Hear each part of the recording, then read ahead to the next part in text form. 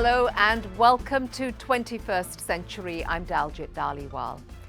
Clean water for drinking, cooking and washing is beyond the reach of hundreds of millions, and about a third of the world's population don't have access to good sanitation. But the sheer scale of the problem doesn't stop one woman who's on a mission to see that everyone has safe water. We take you to Brazil.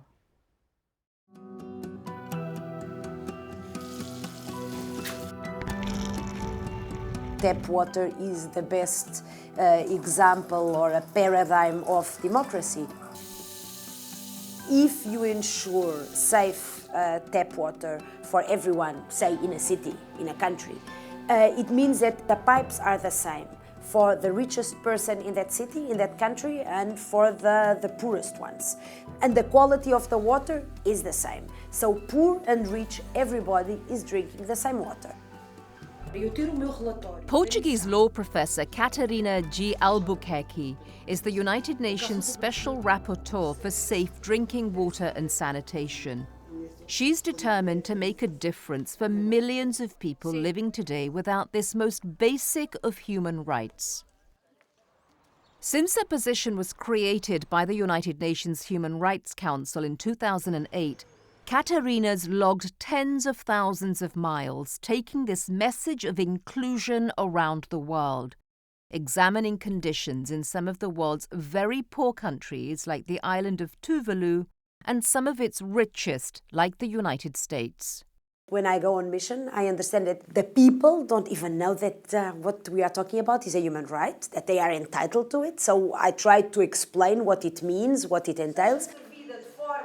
And what she says, in part, is this: without safe water and sanitation, so many other human rights, even the right to life, can be unattainable. Water and sanitation should be accessible, affordable, and available on a continuous basis, and of course, be of quality. When these social conditions exist, all of society benefits. Each dollar that you invest in water and sanitation, you have a return of at least $5 for each dollar invested, of productivity that you gain because people are not sick. They go to work, kids go to school. So imagine the money, the amount of money that you save just by investing in water and sanitation. Today, Catarina begins a visit to Brazil in the capital city of Brasilia, part of an 11-day, 5-city tour designed to look at how water and sanitation is reaching people throughout the country. The Brazilian government invited her to assess not only what works, but also what needs to be improved. The rapporteur will make detailed recommendations at the end of her visit. Nationally, Brazil has shown great improvement in the past decades in sanitation and access to water, success resulting from the political will to make these rights a reality. So here in Brazil, the sweet part of it is that there is money. The investments for sanitation and water are becoming more and more significant, which is good, which is also a sign of prioritization of this area by the government, so that's obviously important. There is a national plan. I think that adopting a national plan is the first step to implementing the rights. Maintaining a near impossible schedule, Catarina walks Brazil's halls of power, keeping appointments at the Foreign Ministry and the Attorney General's office. It's an impressive building, isn't it? As well as attending multiple meetings with other agencies, all with a hand in the development of water and sanitation policy. She's happy to do the work, even if the work is for free. Normally it's busy because we do this all pro bono, so it's in my free time, on the one hand, and on the other hand, you want to do as much as possible. The only things that slow her down are life's necessities. If I don't sleep, I'm in a bad humor and then it doesn't work. And if I don't eat, it's the same. Meeting after meeting, Katerina listens intently at first and then guides the conversation to what concerns her most. Katerina seeks to gain insights, which she will use in her final report. It's about selling a product, the human right to water and sanitation. I want to captivate people so that they understand and they get convinced that by using the human rights framework in their work on water and sanitation, they will do a better job. And they will be better able to serve the people they are meant to serve. But her visits are much more than a series of meetings. Katerina goes to learn firsthand how people live. Sobradinho lies on the outskirts of Brasilia, an impoverished neighborhood. People here struggle to make ends meet. But it was recently connected to piped water and sewerage, improving the community's well-being and health. During a brief tour, residents tell Katerina not only of their hardships, but also about their pride in the quality of their water. And yet, can they afford it?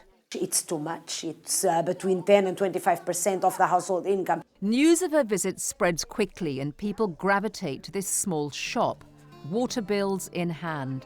It's a scene Katerina knows all too well. People want help tackling the high cost of their water.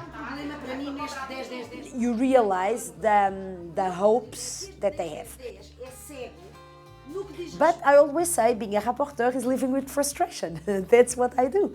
So you see how much hope people have in you. Of course, you try to do what you can, but then the success depends on the follow-up that you manage to have after you leave.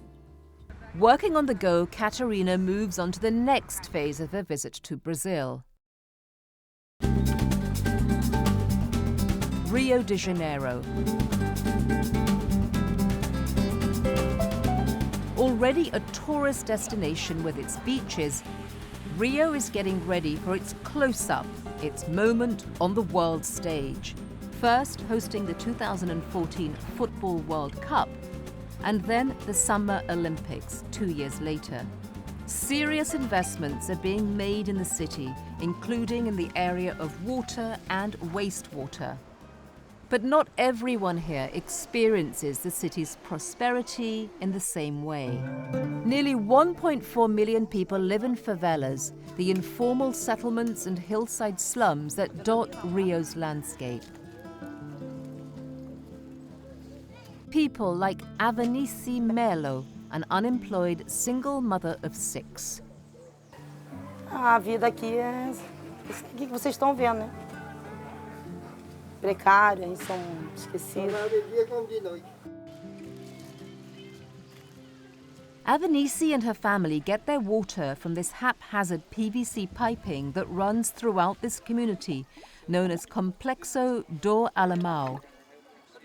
Some days, though, she says no water flows, so she fills these makeshift reservoirs for backup.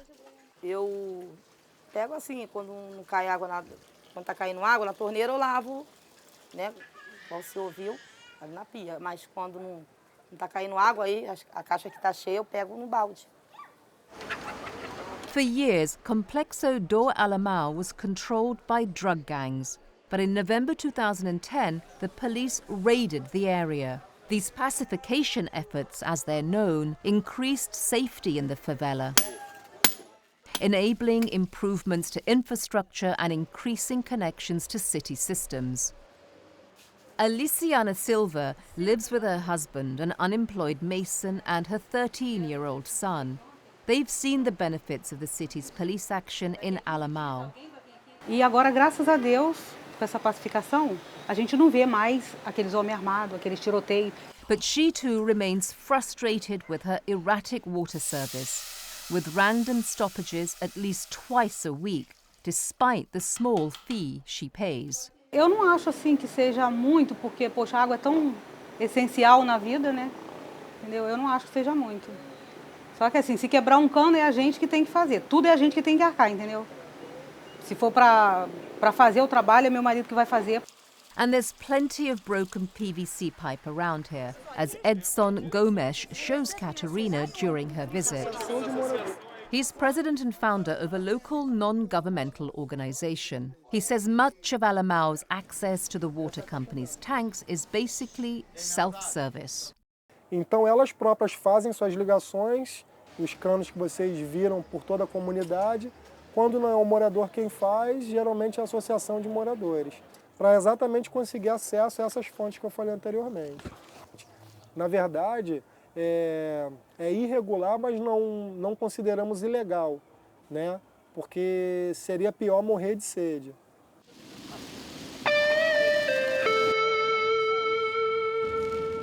In Baixada Fluminense, another low-income area just outside Rio's city limits, Catarina learns of similar complaints. She hears about not enough water reaching residents through the pipes, and witnesses what happens when too much water falls from the sky.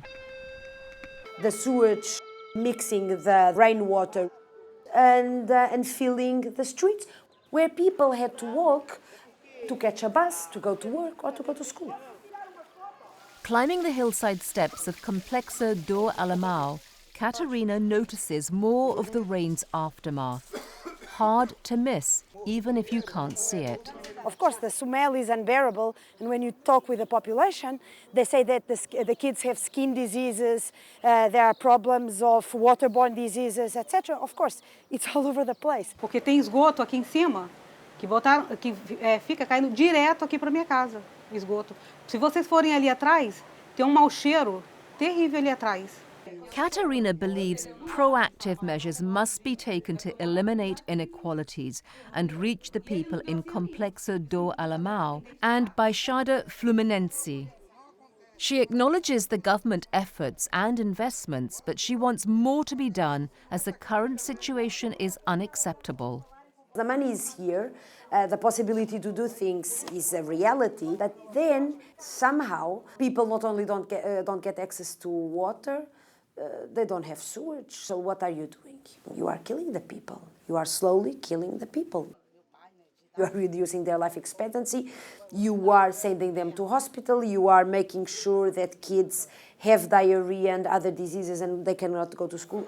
And so when Catarina meets with representatives of the state water company and sanitation regulators, people intent on telling her about their newest projects and biggest achievements, she again asks about access to water and sanitation for the poorest, people like Avenice and Aliciana. Many of the people working on water and sanitation, they are not human rights people. They are engineers. And they think about pipes, they think about taps, they think about technology, they think about leakages, they think about connections and disconnections, and that's what they think about. Then you put a human face to their work. And I think it makes them think differently. Luigi Troisi, a vice president with the state agency regulating sanitation, was at the meeting. While the city falls outside his agency's jurisdiction at the moment, he believes the future looks bright. É o momento do Rio de Janeiro.